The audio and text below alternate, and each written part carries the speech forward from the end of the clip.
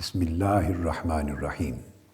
معزز طلبہ و طالبات، اساتذہ اور معلمات، جملہ خواتین و حضرات اور سامعین و ناظرین اور سامعات و ناظرات، اللہ جل مجدہ کی توفیق سے ہم نے وجود باری تعالی اور ضرورت مذہب کے موضوع پر اپنی گفتگو کو پچھلی نشست میں ایک نامور سائنسدان پاسچر کے ذکر پہ ختم کیا تھا۔ اب ہم آتے ہیں، ایک اور سائنسدان ہے نامور اسی پیریڈ کا۔ یہاں اس کی ایک میں اور بھی کوٹ کر دوں آئنسٹائن کی، وہ اگلا جو سائنسدان ہے اس پر آنے سے قبل دو ریفرنس اور بھی کوٹ کر دوں۔ تو آئنسٹائن نے ایک اور مقام پہ لکھا، "In every true searcher of nature there is a kind of religious reverence." وہ کہتا ہے کہ اب یہ جو اس کی کوٹیشن ہے کہ ہر شخص جو صحیح محقق ہے سائنس کا، نیچر کا، اس فطرت کا، اس خلقت کا، اس کائنات کا جو صحیح محقق ہے سائنسدان، وہ کہتا ہے اس کے لیے ایک قسم کا جب وہ کرتا ہے اس کی تحقیق کے اندر چھپا ہوا ہے مذہب کا احترام۔ There is a kind of religious reverence۔ ہر سائنسدان کے اندر اور سچے سائنسی محقق کے اندر مذہب کا احترام اور مذہب کا ادب ان بلٹ ہے۔ مذہب کو ماننا اور اس کا احترام کرنا، رسپیکٹ کرنا، یہ اس کے اندر فطری طور پر موجود ہے، کیونکہ تضاد دونوں میں ہے نہیں۔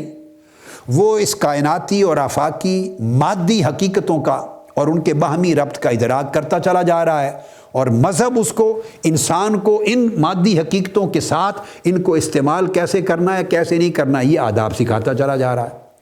تو لا محالہ جن حقیقتوں کا سائنس نے تحقیق کے ذریعے انکشاف کیا تھا، مذہب ان کا استعمال سکھا رہا ہے۔ سائنس استعمال نہیں سکھاتی۔ سائنس نے تو سارا کچھ انکشاف کر کے انسان کو دے دیا، بتا دیا۔ اب ان کائناتی حقیقتوں کے ساتھ انسان نے اپنا رشتہ کیسے قائم کرنا ہے، کس طرح کا قائم کرنا ہے، وہ حدود مذہب سکھاتا ہے۔ اس لیے کہتا ہے کہ اگر سچا سائنسدان ہے تو اس کے اندر ہر قدم پر مذہب کا احترام موجود ہوگا۔ یہ اس کی جو کوٹیشن ہے، یہ ایک اور سائنسدان ہے جو موسکوسکی، اس نے کوٹ کیا ہے۔ موسکوسکی نے، لکھنے میں اس کے سپیلنگ ہے MOSZKOWSKI، موسکوسکی۔ اس نے کوٹ کیا ہے آئنسٹائن کا یہ مقالہ، اس کی کوٹیشن کنورسیشنز ود آئنسٹائن میں۔ موسکوسکی کی تحریر ہے، اس کی تصنیف ہے کنورسیشنز ود آئنسٹائن، اس کے صفحہ 46 پر اس نے لکھا ہے کنورسیشن کا یہ کوٹیشن اور اس کا عقیدہ بیان کیا۔ پھر اس کے بعد ایک اور ریفرنس ہے آئنسٹائن کا مذہب پر، خدا کے وجود پر، اور وہ کہتا ہے every one who is seriously involved in the pursuit of science becomes convinced that a spirit is manifest in the laws of the universe, a spirit vastly superior to that of man. In this way, the pursuit of science leads to a religious feeling of a special sort. وہ کہتا ہے کہ ہر وہ شخص جو سنجیدہ سائنسی تحقیقات میں انوالو ہے، اب یہاں ایک لفظ ہے سیریسلی انوالوڈ۔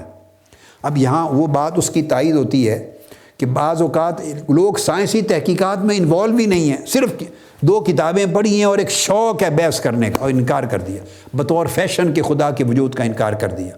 وہ کہتا ہے اس کا کوئی علاج نہیں ہے ہمارے پاس۔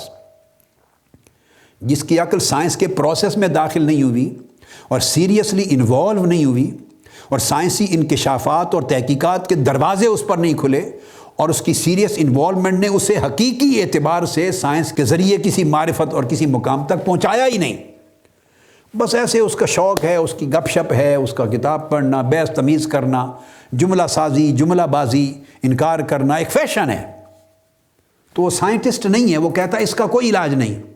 جو سیریس سائنٹسٹ ہے وہ کہتا ہے ڈیفینیٹلی اگر وہ سیریس سائنٹسٹ ہوگا تو وہ کنونس ہو جائے گا اپنی سائنسی تحقیقات کے نتیجے میں، وہ اس یقین پر جا پہنچے گا کہ ساری کائنات کو چلانے والی کوئی ایک بڑی روح ہے، جس نے اس کائنات کو نہ صرف تخلیق کیا بلکہ مختلف نظام ہائے کائنات کے اندر قوانین کے ذریعے جوڑ رکھا ہے۔ وہ ایک اعلیٰ روح ہے۔ اور پھر وہ کہتا ہے جس روح کی میں بات کرتا ہوں وہ روح وہ نہیں ہے جو انسان کے اندر ہوتی ہے، وہ اسپرٹ آف مین سے بڑی سپیریئر ہے، اونچی روح ہے۔ اور یہ چیز سائنس الٹیمیٹلی اس کے اندر ایک مذہبی شعور کو بیدار کر دے گی، ایک مذہب کا احساس اس کے اندر پیدا کر دے گی، ایک خاص مذہبی اور روحانی کیفیت پیدا کر دے گی of a special sort, a religious feeling of a special sort, خاص قسم کی مذہبی اور روحانی کیفیت، ایک حالت، اور اس کے شعور کو اس کے اندر بیدار کر دے گی کہ کائنات کا اتنی بڑی کمپلیکس کائنات کا بنانا، چلانا اور اس کے توازن کو برقرار رکھ کے سلامتی سے آگے لے جانا، یہ ایک بہت بڑی روح ہے، اور وہ انسانی روح سے ماورا ہے، اور اس کا نام خدا ہے۔ اب یہ جو اس کا کوٹیشن میں نے دیا، یہ ایک بچے نے اس سے سوال کیا آئنسٹائن سے کہ کیا سائنسدان نماز بھی پڑھ سکتا ہے؟ کیا سائنسدان پرے بھی کر سکتا ہے، خدا سے دعا بھی مانگ سکتا ہے؟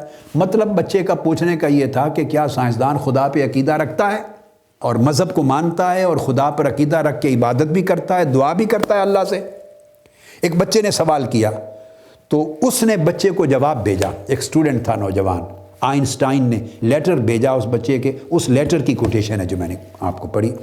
اس کا عنوان ہے letter to a child who asked if scientists pray, کیا سائنسدان نماز بھی پڑھتے ہیں یا کیا سائنسدان اللہ کے حضور دعا بھی کرتے ہیں؟ یہ بچے نے سوال کیا تھا، تو یہ اس نے جواب بھیجا جنوری 24 جنوری 1936، یہ وہ پورا تفصیلی جو سارا ریفرنس ہے۔ اب یہ آئنسٹائن کے بعد آگے میں نے جو کوٹ کر رہا ہوں وہ ہے جارج لیامیٹ، ایک اور سائنسدان ہے۔ اب آئنسٹائن پہ بعد ہماری ختم ہوئی، آپ دیکھ لیا کہ سائنس کی تاریخ کا کتنا بڑا نام ہے اور کتنا بڑا معتقد ہے مذہب کا اور خدا کے وجود کو، اور عقیدہ کتنا عقیدہ پرست ہے اور ایمان پرست ہے۔ کسی کو، ہمارے نوجوان بیٹے بیٹیوں کو، سائنس پڑھنے والوں کو کبھی یہ گمان ہی نہیں گزرا ہوگا۔ اور میں نے تو آپ کو پوری تاریخ بتا دی ہے، قدیم زمانے سے لے کے آج کی صدی تک۔ جارج لیامیٹ یہ ایک اور سائنسدان ہے، یہ لکھنے میں ہے جارج GEORGES LEMAITRE، لکھا اور طریقے سے جاتا ہے مگر پڑھنے میں لیامیٹ۔ 1894 سے 1966 اس کا زمانہ ہے، 1966، تو پچھلی صدی جو 20ویں گزری ہے اس کے یعنی دوسری تہائی میں چلا گیا۔ اور یہ وہ شخص ہے کہ جس نے دراصل تصوراتی طور پر بگ بینگ تھیوری کو ایجاد کیا۔ سائنسی تحقیقات بعد میں ہوئی، اس پر ہم آئیں گے، مگر جو بگ بینگ تھیوری کو اس نے گویا کائنات کی تخلیق کی طرف بگ بینگ تھیوری کا اشارہ دیا اور کہا کہ یہ جو بگ بینگ تھیوری ہے یہ تھیوری کائنات کی تخلیق کی بات کرتی۔ اس کی بگ بینگ تھیوری کی تاریخ میں الگ سے بیان کروں گا، اس لیے میں اس طرف ابھی نہیں آ رہا۔ وہ نیوٹن سے شروع ہو جاتی ہے، اور نیوٹن سے بھی پہلے سے، نیوٹن سے پھر آئنسٹائن سے پھر آگے ایڈون ہبل تک اور آرنو پینزیاز تک ایک پوری تاریخ ہے۔ مگر اسی پیریڈ میں یہ ہوا ہے، جارج لیامیٹ وہ کہتا ہے کہ جو بگ بینگ تھیوری ہے یہ نظریہ کائنات کی تخلیق کا، کہ ایک بگ بینگ سے، ایک بڑے ایکسپلوژن سے ایک ہوا ایکسپلوژن سے، تو وہ کہتا ہے کہ یہ کائنات کی تخلیق پر دلالت کرتی ہے کہ اس کو کسی رب نے، خالق نے تخلیق کیا ہے، کائنات خود بخود وجود میں نہیں آئی۔ اور یہ چیز اس وجہ سے وہ سائنس اور مذہب کے درمیان ہم آہنگی کا قائل تھا، اور وہ کہتا ہے کہ سائنس اگر ترقی کرتی چلی جائے اور ایک سیریس تحقیق کرنے والا سائنسدان ہو تو الٹیمیٹلی مذہب جس نتیجے پر بندے کو پہنچاتا ہے سائنس بھی اسی نتیجے پر پہنچائے گی۔ تو سائنس اور مذہب دونوں ایک ہی سچائی پر جا کے پہنچیں گے، مذہب تو آلریڈی اس ٹروتھ کی بات کر چکا ہے، تو مطلب یہ ہے کہ سائنس بھی اسی ٹروتھ، اسی سچائی تک پہنچائے گی۔ اور یہ بذات خود پریکٹسنگ پریسٹ بھی تھا، یعنی کہ مذہبی مبلغ بھی تھا یہ سائنسدان۔ تو اس کی یہ جو کتاب ہے، یہ ڈین گریوز نے اس کو کوٹ کیا ہے، یہ بات جو میں نے ریفرنس دیا، ڈین گریوز سائنٹسٹ آف فیتھ، 1996 کی طباعت، اور 159 اس کا پیج ہے۔ اور جو بات اس نے کی کہ الٹیمیٹلی سائنس اسی سچائی تک پہنچائے گی جس سچائی کا انکشاف یا اعلان مذہب نے کیا ہے، ایسا ہوا ہے۔ بگ بینگ تھیوری کی ریسرچ نے یہاں پہنچایا ہے، بندے کو اس کے اور قریب کیا ہے، اور ایسا مزید ہوتا جا رہا ہے۔ جب ہم اس موضوع پر آئیں گے تو انشاءاللہ اس چیز کو اور وضاحت سے بیان کریں گے۔ وہ ہم آئیں گے سائنسی دلائل کے اینگل سے، یہ بھی سائنسدانوں کی تاریخ اور ان کے عقائد کا تذکرہ آ رہا ہے۔ پھر جب اٹسیلف سائنسی دلائل وجود خدا پر جب آئیں گے تو اس کے اوپر انشاءاللہ ہم اس بگ بینگ کو پہلے لے لیں گے۔ اس کے بعد ایک سائنسدان ہے ورنر براؤن، یہ 1912 میں پیدا ہوا اور 1977 میں اس کی ڈیتھ ہوئی۔ ورنر براؤن یہ دنیا کی ورلڈ کے ٹاپ سائنٹسٹ میں سے ایک ہے، اور یہ لیڈنگ انجینئر تھا، جرمن راکٹ انجینئر تھا، راکٹ انجینئر تھا۔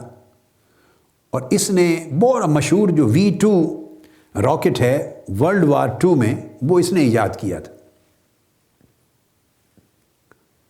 ڈاکٹر براؤن جو ہے یہ امریکہ کا جو ناسا ہے اس کا بھی ڈائریکٹر رہا، اور بطور سائنٹسٹ یہ مذہب کا بڑا اسٹرانگ بلیور تھا، پختہ عقیدہ رکھنے والا تھا مذہب میں، اور اپنے وقت کا بہت بڑا ورلڈ کا لیڈنگ سائنسدان۔ اور وہ یہ کہتا تھا کہ ایک سائنسدان کے لیے ممکن نہیں ہے، وہ کہتا ہے میں بڑا مشکل محسوس کرتا ہوں کہ ایک سائنسدان صحیح سائنسدان ہو اور خدا کے وجود کا، اس کے موجود ہونے کو ایکنالج نہ کرے۔ یہ اس کے الفاظ ہیں۔ اس نے کہا I found it difficult to understand that a scientist could not acknowledge the presence of God۔ ایک آدمی اگر صحیح سائنسدان ہے اور سائنسی تحقیقات میں اس کی مہارت ہے اور وہ کہے کہ خدا کی موجودگی کو میں نہیں مانتا، اکنالج نہیں کرتا، کہتے ہیں یہ بات میری سمجھ سے بالاتر ہے بطور سائنسدان کے۔ اب 1974 میں مئی 1974 اس نے ایک آرٹیکل لکھا جو پبلش ہوا براؤن نے، اور اس آرٹیکل میں یہ لکھتا ہے one cannot be exposed to the law and order of the universe without concluding that there must be design and purpose behind it all. وہ کہتا ہے کوئی سائنسدان اور کوئی سائنسی محقق وہ جب کائنات کے اندر جو موجودہ قوانین ہیں جو کائناتی نظام کو چلا رہے ہیں، جب ان سے آگاہ ہوتا ہے اور کائنات کے اندر جو متوازن سلامتی کے ساتھ کائنات کو برقرار رکھنے والا نظام وہ حقیقت منکشف ہوتی ہے، تو وہ کہتا ہے کہ وہ ممکن نہیں ہے کہ وہ یہ کنکلوڈ نہ کرے، اس نتیجے پر نہ پہنچے کہ یقیناً اس کائنات کی تخلیق اور اس کی بقا کے پیچھے کوئی ڈیزائن ہے، ایک تخلیق ہے اور ایک پرپز ہے جو بنانے والے نے وہ پرپز اس کے اندر جاری و ساری کیا ہے۔ یہ اس کا آرٹیکل جو میں نے آپ کو کوٹ کیا۔ اسی طرح پھر وہ اسی آرٹیکل میں لکھتا ہے کہ وہ کہتا ہے کہ یہ تصور کہ وہ ڈیزائن ہے، اس کائنات ایک ڈیزائن اور مقصد کے ساتھ بنائی گئی ہے، اس کا مطلب وہ کہتا ہے to be force to believe only one conclusion. سائنسی تحقیق کے ذریعے سائنسدان فورس ہو جاتا ہے، مجبور ہو جاتا ہے اس ایک نتیجے پر پہنچنے کے لیے، وہ کیا؟ That every thing in the universe happened by chance would violate the very objectivity of science itself۔ ایک سائنسدان یہ سمجھنے پر مجبور ہو جاتا ہے کہ یہ تصور کہ ساری کائنات بائی چانس پیدا ہوئی، اگر یہ تصور کر لے وہ کوئی شخص، تو گویا کائنات کا اپنا جو وجود ہے اور اس کی آبجیکٹیویٹی ہے وہ وائیولیٹ ہو جاتی ہے، وہ درم برم ہو جاتی ہے۔ یعنی کائنات کے نظام کے اندر جو قوانین ہیں، جو نظم و نسق ہے، جو توازن ہے، اس کی جو آبجیکٹیویٹی ہے، اس کا ریزنیبل ہونا، یہ خود مجروح ہو جاتا ہے۔ ختم ہو جاتا ہے اگر وہ یہ تصور کر لے کہ کائنات بائی چانس وجود میں آئی، اتفاقیہ وجود میں آئی۔ کہتا ہے یہ سائنسدان مجبور ہوتا ہے کہ اس نتیجے پر پہنچے کہ ایسا تصور نامعقول ہے۔ کائنات کو اتفاقیہ یا حادثاتی طور پہ وجود میں آنے کا کائنات کے بارے میں یہ تصور عقل کے خلاف ہے، سائنسی تحقیق کے خلاف ہے۔ وہ کہتا ہے سائنسدان کے پاس اس نتیجے پر پہنچے بغیر کوئی اور راستہ نہیں رہتا، سائنس اس کو یہاں تک لاتی ہے۔ اور وہ کہتا ہے کہ what random process could produce the brains of a man or the system of the human eye۔ وہ کہتا ہے کہ اگر کوئی شخص یہ سمجھے کہ کائنات اتفاقیہ وجود میں آئی تو یہ رینڈم پروسیس جو ہے، ایک حادثہ ہو جانا، ایک اتفاق سے وجود میں آ جانا، اس نے انسانوں کے یہ دماغ جو بذات خود مشینری کی ایک پوری کائنات ہے، ایک بذات خود مشینری کی ایک پوری کائنات ہے، یہ انسانی دماغ کس طرح اتفاقیہ ایٹ رینڈم پیدا ہو گیا، ایک حادثاتی طور پہ دماغ کی اتنی بڑی مشینری کیسے وجود میں آ گئی۔ اور اس طرح کہتا ہے یہ ایک آنکھ کو لے لے، انسان کی آنکھ، اس آنکھ کو جب ایک سائنسدان اسٹڈی کرے گا تو اس کے اندر ایک اتنی کائنات ہے خود بذات خود آنکھ کی، وہ کہتا ہے ایٹ رینڈم حادثاتی طور پہ اتنا میکینزم آنکھ کا کیسے وجود میں آ گیا، ایسے تو حادثات نہیں ہوتے۔ وہ کہتا ہے سائنسدان جب ان چیزوں میں تطبیق کرتا ہے، مطابقت ڈھونڈتا ہے اور ان قوانین کے درمیان ایک ہم آہنگی ڈھونڈتا ہے تو اس کے پاس کوئی راستہ نہیں رہتا کہ وہ یہ کہے کہ ان ساری چیزوں کا کوئی خالق ہے اور اس نے ایک مقصد کے ساتھ چیزیں بنائی ہیں اور ان کے اندر قوانین کو جاری و ساری کر دیا۔ یہ تو اس کی سٹیٹمنٹ تھی نا جو میں نے آپ کو کوٹ کی ورنر براؤن کی۔ یہاں میں چونکہ ایک بات چھڑ گئی کہ اس نے کہا برین کی بات کی، آنکھ کی بات کی، کہ ایک ایک عضو انسانی کو دیکھ کر، اور یہ پوری آفاقی باقی ساری کائنات کے نظاموں کے اندر بھی یہی چیز ہے، مگر ایک ایک عضو کو دیکھ کر انسان سمجھنے سے قاصر رہ جاتا ہے کہ یہ اتنا میکانزم اور کمپلیکس میکانزم ایک حادثاتی طور پہ وجود میں نہیں آ سکتا۔ اگر آپ اس کائنات کو دیکھ لیں تو یہ جو کہکشاں میں نظر آ رہی ہے، کہکشاں جو ہم کبھی کبھار دیکھتے ہیں رات کو، تو اس کے جتنے ستارے چمکتے ہوئے نظر آتے ہیں، ملکی وے ہے ہماری کہکشاں کو، ملکی وے کہتے ہیں۔ اور ایک صاف شفاف رات میں جتنے ستارے نظر آتے ہیں، یاد رکھ لیں کہ یہ کل ستارے نہیں ہیں ملکی وے اس کہکشاں میں، یہ تو بہت چھوٹا سا، بہت ہی چھوٹا سا ایک فریکشن ہے، چھوٹا سا حصہ ہے جو ہمیں نظر آتا ہے۔ ایکچولی ملکی وے کے اندر جو ستارے ہیں وہ کئی 100 ارب کی تعداد میں ہیں، اور اگر آپ کاؤنٹ کرنے لگیں تو دکھائی دینے میں چند ہزار بھی نہیں بنیں گے، مشکل سے چند ہزار نظر آئیں گے۔ کئی 100 ارب ستارے ہیں صرف ایک کہکشاں میں، ملکی وے میں۔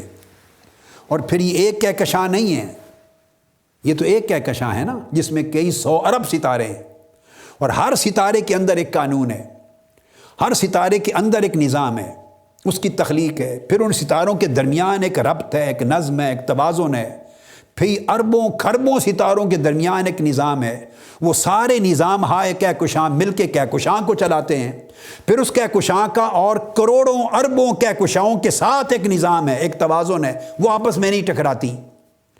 تو اس کا اشارہ اس طرف ہے کہ اگر آپ کائنات کے موجودات میں کسی ایک موجود پہ ہی کنسنٹریٹ کر لیں تو یہ چیز سمجھ میں نہیں آ سکتی کہ یہ سب کچھ حادثاتی طور پہ کیسے وجود میں آ گیا، یہ نظام کس طرح حادثے نے دے دیے۔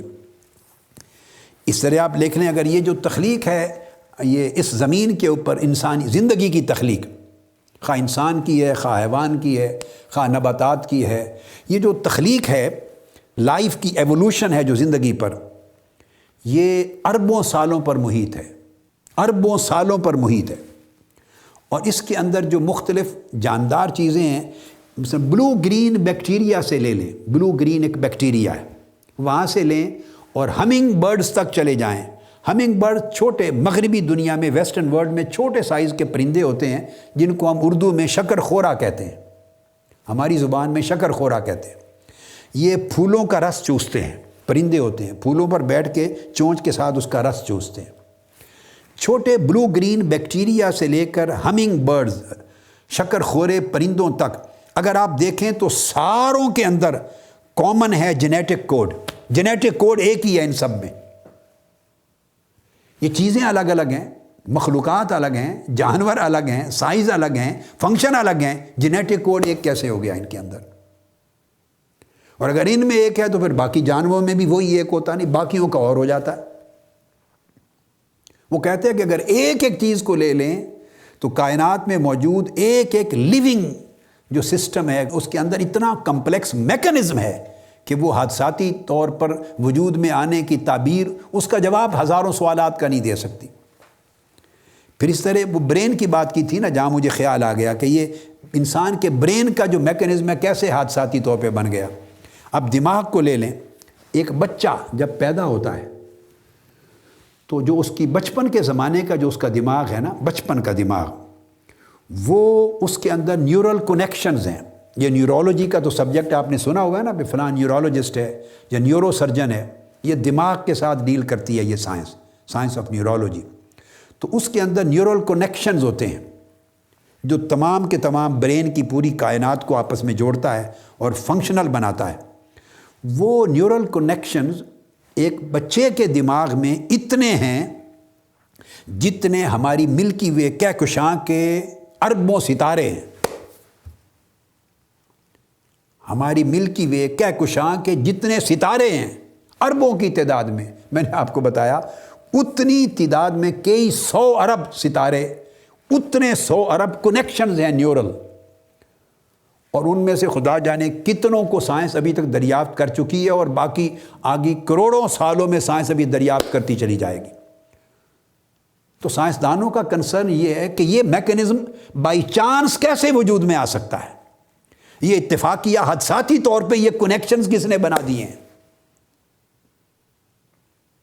یہ وہ سوال ہے کہ جو سائنسدان کو الٹیمیٹلی اللہ کی معرفت کے دروازے پر لا کے پہنچاتا ہے۔ اسی طرح یہ جو ایٹم بم ہے اس میں وہ آپ نے نام سنا ہوا ہے، تو وہ ایٹم سے بنا۔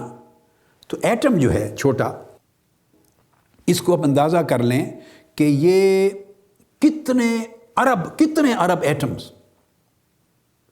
اکٹھے کر دیں تو وہ جمع ہو جاتے ہیں آئی کے اوپر جو نقطہ لگاتے ہیں نا، نقطہ، اس نقطے کے اندر اربوں ایٹمز ایک نقطے کے اندر ان کا وجود سما جاتا ہے۔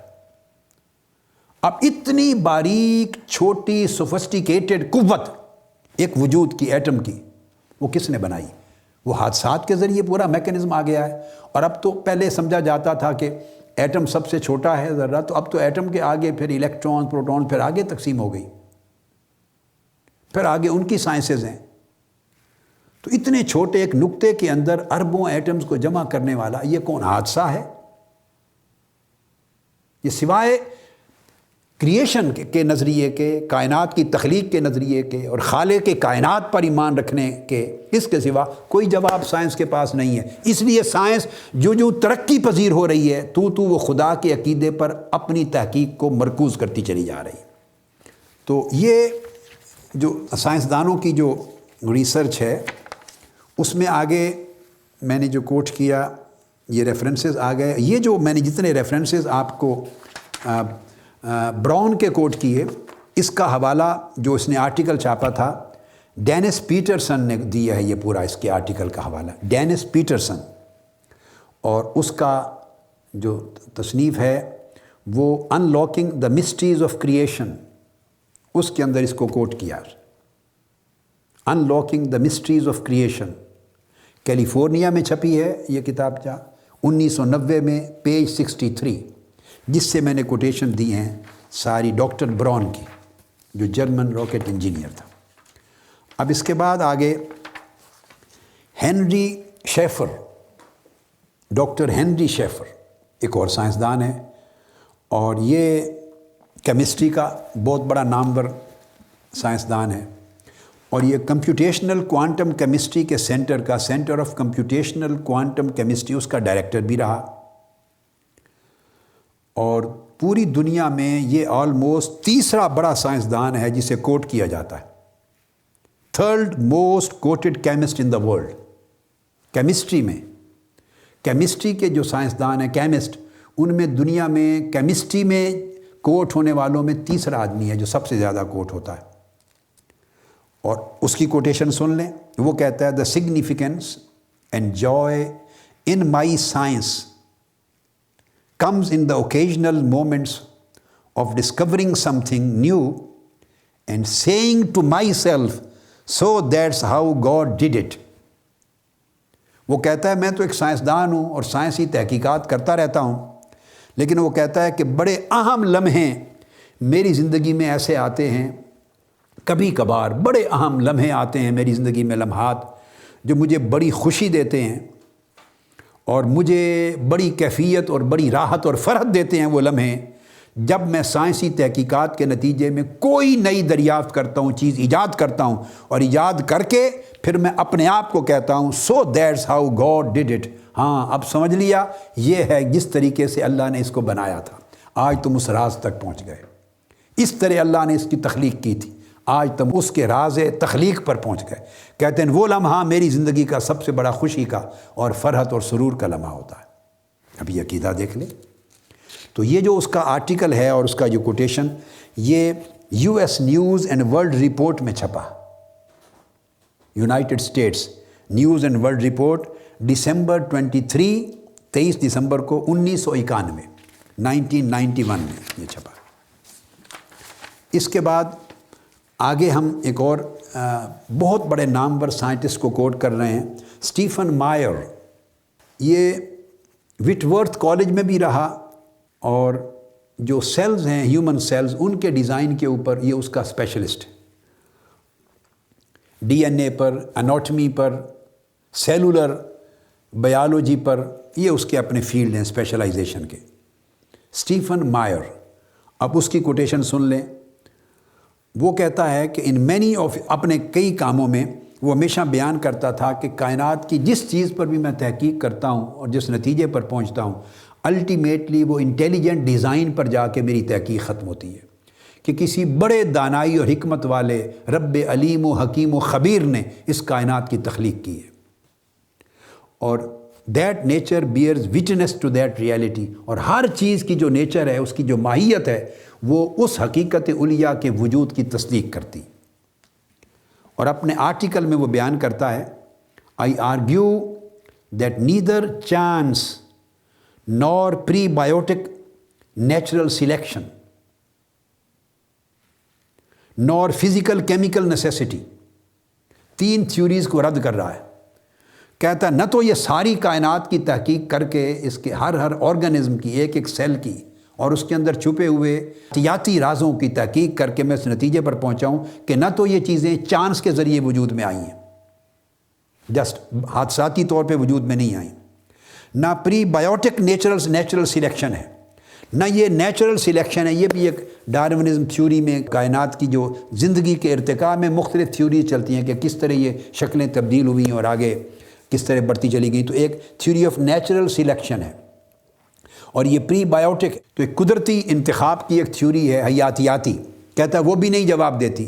نور فزیکل کیمیکل نیسیسٹی، اور نہ طبیعی کیمیائی ضرورت، فزیکل کیمیکل نیسیسٹی، کہ انسانوں کی، حیوانوں کی، نباتات کی، حیوانات کی جو ایک طبیعی اور کیمیائی ضرورت ہے ان کے اندر، اس نے از خود یہ شکلیں اور یہ ساختیں اڈاپٹ کی اور تبدیلیاں ہوتی چلی گئیں اور کائنات میں حیات اور زندگی ارتقاء پذیر ہوتی چلی گئی. کہتا ہے یہ تینوں چیزیں اس کا جواب نہیں دیتی.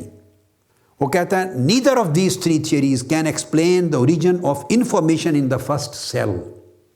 وہ کہتا ہے یہ ساری تھیوریز بحث کرتی ہیں اس چیز سے کہ ارتقاء کیسے ہوا، ایوولوشن کیسے ہوا، غلط ہے یا صحیح اس کو کہتا ہے چھوڑ دیں فار دا ٹائم بینگ. ارتقاء کیسے ہوا، بائی چانس ہوتا چلا گیا. یہ ساری چیزیں بحث کرتی ہیں کہ نیچرل سلیکشن کے ذریعے حیاتیاتی ارتقاء ہوتا رہا. یہ تھیوریز بحث کرتی ہیں کہ انسان کے یا حیوان کے یا جتنے لیونگ آرگنز ہیں ان کے اندر جو طبیعی اور کیمیائی جو ضرورت ہے، فزیکل اینڈ کیمیکل نیسیسٹی، اس کے ذریعے ارتقاء ہوتا گیا. وہ کہتے ہیں یہ سب کچھ بحث کرتے ہیں ارتقاء سے، ایوولوشن سے، مگر کوئی ایک تھیوری بھی ایکسپلین نہیں کر سکتی کہ آپ ارتقاء کو چھوڑیں، جو پہلا اوریجن تھا، پہلا سیل جہاں سے زندگی کا آغاز ہوا، وہ پہلا سیل کہاں سے آیا، اس کو کس نے بنایا. بعد میں ارتقاء کے اسباب کا تو کھوج آپ لگاتے رہے. وہ تو اس وقت ہوا جب جاندار وجود میں آ گئے. ان کی شکلیں ڈیفیکلٹ تھیں، ڈائنوسور تھے، فلاں تھے، فلاں تھے، فلاں تھے، پھر وہ کئی رہ گئے، کوئی ہاتھی بن گئے، کوئی گھوڑے بن گئے، کوئی اونٹ بن گئے، کوئی جانور بن گئے، کوئی بکریاں بن گئیں، یہ بن گیا، پھر مختلف انسان ہوئے. یہ غلط درست تھیوریز اپنی اپنی چلتی رہیں. بھئی یہ تو حیاتیاتی ارتقاء کو ڈسکس کر رہی ہیں کہ یہ ہوا ہوگا، یہ ہوا ہوگا، یہ سبب بنا ہوگا ان کی شکلوں کو چینج ہونے کا، اتنے کروڑوں سالوں کے بعد ان کی حیت کو تبدیل ہونے کا، ان کی ساخت کے تبدیل ہونے کا، اڈیپٹیبلٹی ہوتی چلی گئی، کس طرح وہ وغیرہ وغیرہ. وہ کہتا ہے یہ تو ساری چیزیں ایک طرف چھوڑ دیں. وہ کہتا ہے ارتقاء پر بعد میں آئیں گے. میرا سوال تو یہ ہے کہ پہلا لیونگ سیل، لائف سیل جس سے زندگی کا آغاز ہوا، وہ پہلا سیل کہاں سے وجود میں آیا؟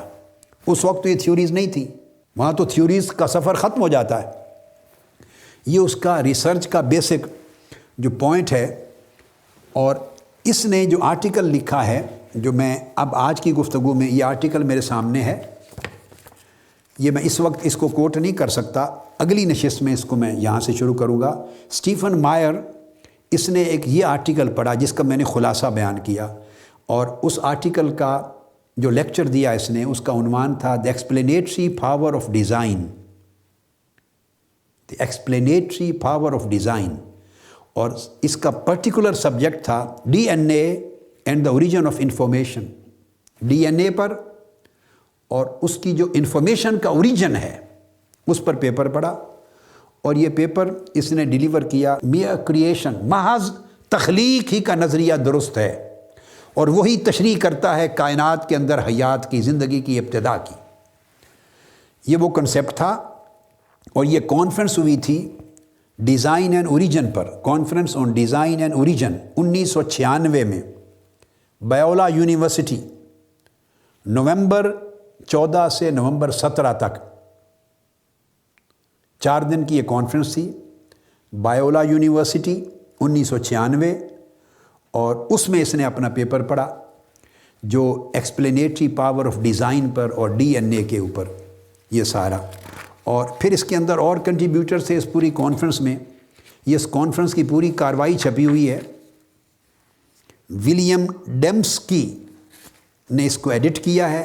ولیم اے ڈیمسکی، اس نے ساری اس کانفرنس کو کیا ہے ساری ایڈٹ. اور سائنس، فلسفی، religion, science, naturalism, experimental design, ان تمام سبجیکٹ کے اوپر یہ بحث ہوئی تھی. اور اسٹیفن مائر جس کو ہم ڈسکس کر رہے ہیں، اس کا سبجیکٹ تھا D N A and the origin of information. تھوڑا سا ٹائم ہے، ممکن ہے تو اس کے کچھ جو حصے ہیں اقتباسات وہ آج میں مکمل بھی کر سکوں، ٹائم تھوڑا ہے. یہ لکھتا ہے دس ایسے، اپنے ایسے کے لیے جب اس نے لیکچر جو دیا اس نے، تو اس کے لیے وہ بیان کرتا ہے this essay will argue that the complexity and specificity of even the simplest living cells suggest more than just apparent design. وہ کہتا ہے کہ یہ ساری جو کائنات کے اندر جو لیونگ آرگنز ہیں، حیاتیاتی مظاہر جو ہیں، انسان ہیں، حیوان ہیں، پرندے ہیں، جو کچھ بھی ہیں، ان کے اندر نظام اتنا کمپلیکس ہے اور اتنا اسپیسیفک ہے. اسپیسیفسٹی اور کمپلیکسٹی دو چیزوں پر کنسنٹریٹ کر رہا ہے. اتنا کمپلیکس ہے، پیچیدہ ہے اور گمبھیر اور پیچیدہ ہے، اور اتنا اسپیسیفک ہے، ایمبیگوس نہیں ہے، چل چلاؤ نہیں ہے، بڑی بڑی مائنیوٹ اسپیسیفیکیشنز ہیں. اور انتہائی سمپل لیونگ سیل کے اندر بھی وہ موجود ہے، with full specification, with full complexity. وہ کہتا ہے اتنا ہے کہ جو کچھ نظر آ رہا ہے نا ہمارا آنکھوں سے اپیرنٹلی، وہ ڈیزائن اس سے کہیں زیادہ کمپلیکس ہے. حقیقت وہ نہیں ہے، حقیقت اس سے بہت زیادہ وسیع کمپلیکس کائنات ہے اس کی زندگی کی. پھر وہ کہتا ہے کہ میرا آرٹیکل بحث کریں گے indeed it will argue that actual or intelligent design now constitutes the best explanation for the origin of the information required to make a living cell in the first place. وہ کہتا ہے اب میرا جو paper ہے اس سے بحث کرے گا کہ اب ہم اس نتیجے پر جا پہنچے ہیں کہ جو انٹیلیجنٹ ڈیزائننگ کا تصور ہے سائنس میں، انٹیلیجنٹ ڈیزائننگ، کہ کائنات کی کریشن میں انٹیلیجنٹ ڈیزائن ہے، یہ جا کے آج ان تمام سوالات کا جواب دیتی ہے یہ تھیوری سائنس کی، انٹیلیجنٹ ڈیزائن کی، کہ کائنات میں زندگی کی ابتدا کیسے ہوئی، اور پہلا لیونگ سیل سب سے پہلے جب اس کائنات میں وجود میں آیا یا زمین پر وجود میں آیا تو اس کی ابتدا کیسے ہوئی۔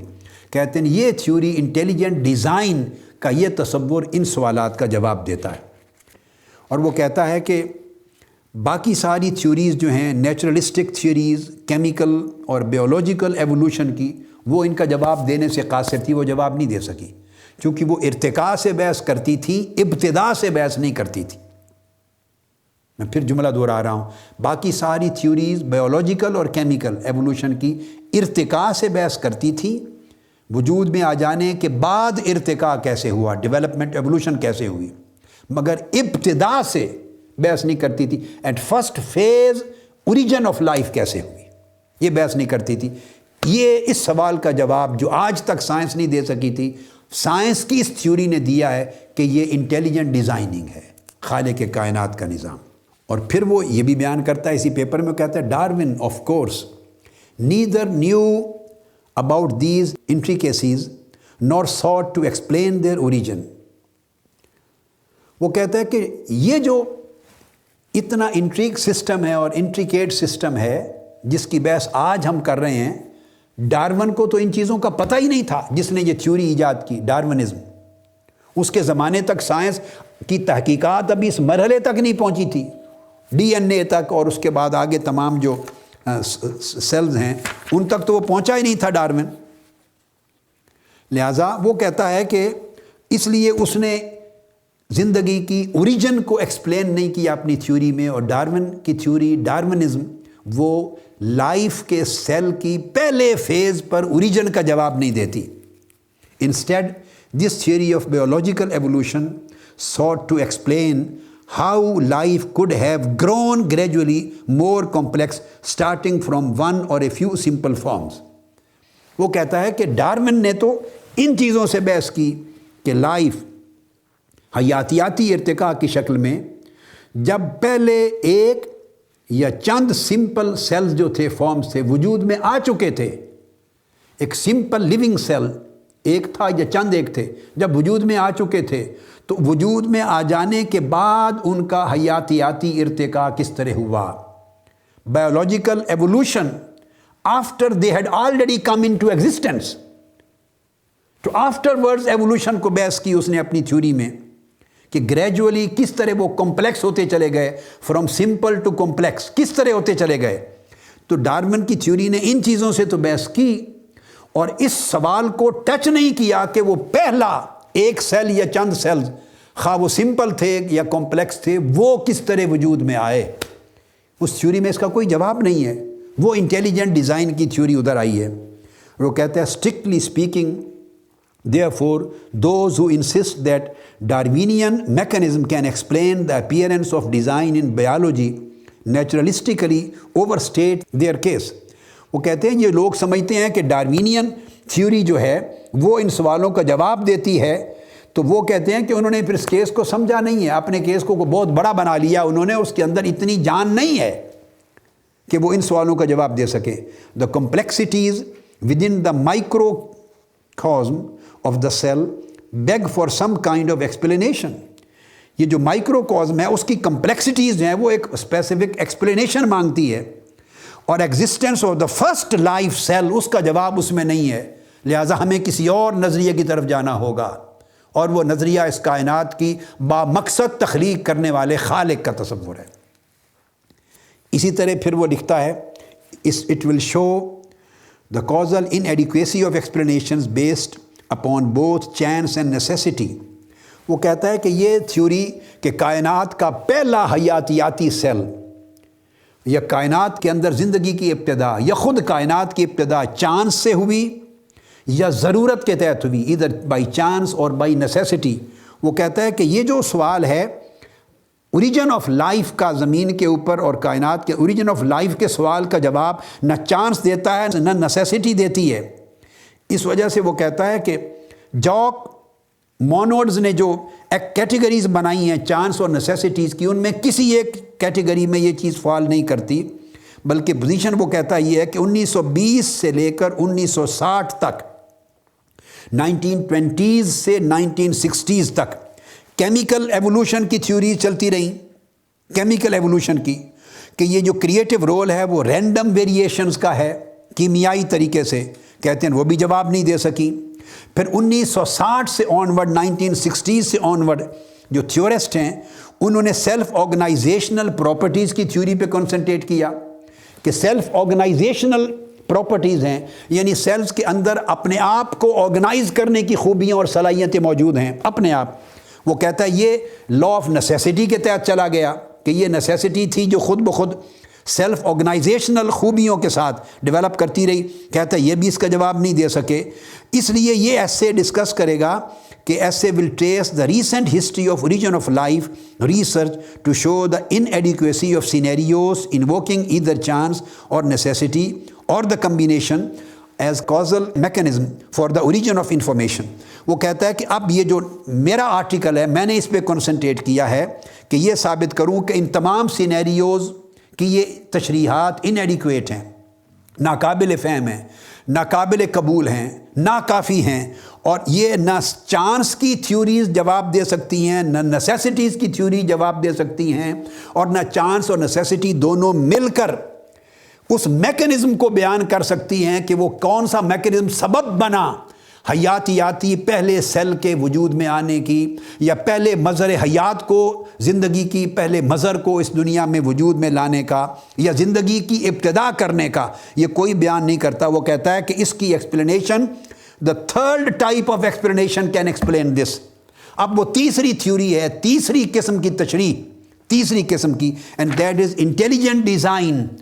وہ ہے نظریہ انٹیلیجنٹ ڈیزائن کا، کہ کسی صاحب حکمت اور صاحب علم اور صاحب خبر خالق نے بامقصد تخلیق کیا کائنات کو، اور اس نے پہلی حیاتیاتی سیل کو وجود دیا، اور اس نے اس سمپل سیل کو کمپلیکس بنایا، اور اس کے اندر اس نے میکینزم رکھا، اور خواہ وہ سیلف آرگنائزیشنل میکینزم تھا، خواہ وہ کیمیکل ایوولوشن کا میکینزم تھا، حیاتیاتی ارتقاء کا میکینزم تھا، خواہ وہ کیمیائی ارتقاء کا میکینزم تھا، بایولوجیکل ایوولوشن کا میکینزم تھا، خواہ وہ سیلف نیسیسیٹیٹ وہ ہو رہے تھے اور ڈیولپ ہو رہے تھے، ان ساری چیزوں کا جواب دیا کہ یہ سارا ڈیزائن تھا جو اس ابتدائی سیل میں رکھ دیا گیا، اور وہ سیل پھر آگے فارمولیٹ ہوتے چلے گئے، قوانین بنتے چلے گئے، سیلف ریگولیٹری قوانین کے تحت آگے بڑھتے چلے گئے، اور سمپلیسٹی کمپلیکسٹی میں بدلتی چلی گئی، سمپل سیل کمپلیکس سیل بنتے چلے گئے، سمپل میکینزم کمپلیکس میکینزم بدلتے چلے گئے،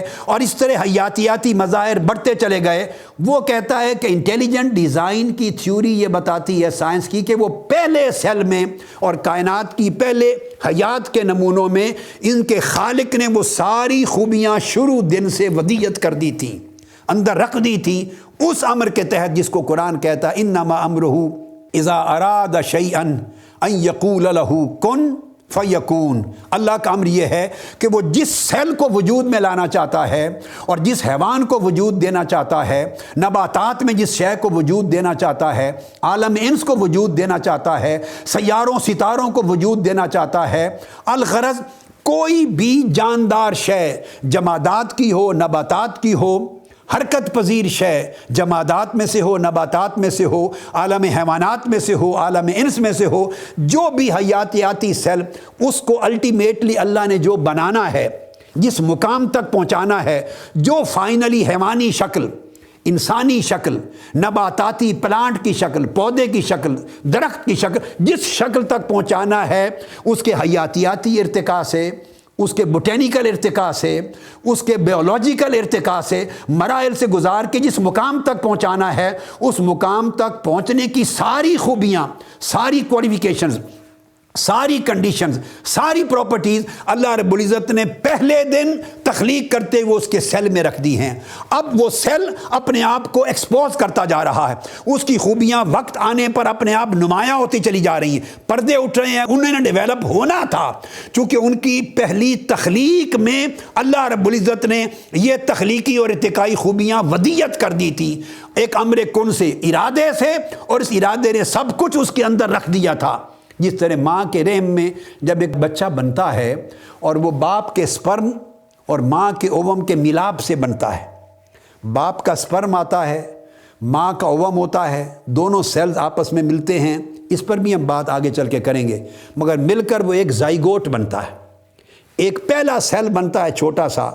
اب وہ بعد میں اس نے کیا بننا ہے، اس نے گورا بننا ہے یا کالے رنگ کا، وہ بھی اس کے اندر اللہ نے رکھ دیا. اس نے اونچے قد کا 6 فٹ کا انسان بننا ہے یا 4 فٹ کا بننا ہے، وہ بھی اس کے اندر رکھ دیا. اس کے بال کیسے بنیں گے یہ بھی اندر رکھ دیا. اس کے کریکٹرسٹکس کیسے ہوں گے یہ بھی اس کے اندر رکھ دیا. اس نے ماں باپ سے کیا لیا، دادا دادی سے کیا لیا، نانے نانی سے کیا لیا، یہ بھی انہیریٹنس اس کے اندر رکھ دی ہے. اس کی ذہانت کتنی ہوگی، اس کی جسامت کیا ہوگی، الٹیمیٹلی بچ جا کے جوان ہو کے جو کچھ بنے گا وہ سارا اس کے پہلے سیل میں، جب وہ سیل تھا انسان نہیں تھا، اس کے اندر رکھ دیا. اسی طرح کائنات کی ہر شے کے اندر یہ ہے انٹیلیجنٹ ڈیزائن کی تھیوری کہ ہر شے کے اندر اللہ رب العزت نے سب کچھ پہلے دن رکھ دیا ہے. یہ امر اتفاق سے نہیں ہو سکتا. یہ ساری خوبیاں، وہ کون سا اتفاق ہے بھائی جو سیل کو پوری کائنات دے دے گا؟ وہ کون سا حادثہ ہے جو ایک چھوٹے سے سیل کے اندر اس کی ساری خوبیاں کر دے گا جو کروڑوں اربوں سالوں تک ترتیب کے ساتھ ڈیولپ ہوتی چلی جائیں گی؟ وہ کون سی بھائی نیسیسٹی اور ضرورت ہے جو ایک ابتدائی سمپل سیل کے اندر وہ ساری شرائط اکٹھی رکھ دیں گی کہ جو کروڑوں سالوں تک تسلسل کے ساتھ اس کی نسلوں میں وہ چلتا رہے گا نظام؟ یہ اس کا جواب نہ کوئی کیمیکل ایوولوشن دے سکا، نہ بیولوجیکل ایوولوشن دے سکا، نہ تھیوری آف چانس دے سکی، نہ تھیوری آف نیسیسٹی دے سکی. سائنس آج اس مقام پر پہنچی ہے کہ پہلا ابتدائی حیاتیاتی مظہر یا وجود جو تخلیق ہوا، اس کی ابتدا جو پہلے لائف سیل کی ہوئی وہ انٹیلیجنٹ ڈیزائن کی شکل میں ہوئی. اور کائنات کے اندر بھی جو کچھ موجود ہے وہ انٹیلیجنٹ ڈیزائن کے ساتھ وہ ساری خوبیاں اور شرائط اور اس کی پراپرٹیز اور اس کے خواص پہلے دن سے اس کے اندر ودیت کر دیے گئے ہیں. یہ انہی کا رفتہ رفتہ اظہار ہوتا چلا جا رہا ہے اور وہ قوانین بن گئے ہیں. اور وہ قوانین کائنات کو بھی چلا رہے ہیں، عالم حیوانات کو بھی چلا رہے ہیں، عالم انس کو بھی چلا رہے ہیں، عالم نباتات کو بھی چلا رہے ہیں اور عالم جمادات کو بھی چلا رہے ہیں. تو آج کی گفتگو ہم یہاں پر ختم کرتے ہیں. انشاءاللہ اس کا اگلا جو حصہ ہے تاریخ کے نئے سائنسدانوں کا، اس پر اگلی نشست سے آغاز کریں گے. وما علینا الا البلاغ. والسلام علیکم ورحمۃ اللہ وبرکاتہ. شیخ الاسلام ڈاکٹر محمد طاہر القادری کے آفیشیل یوٹیوب چینل کو سبسکرائب کریں اور بیل آئیکن کلک کریں.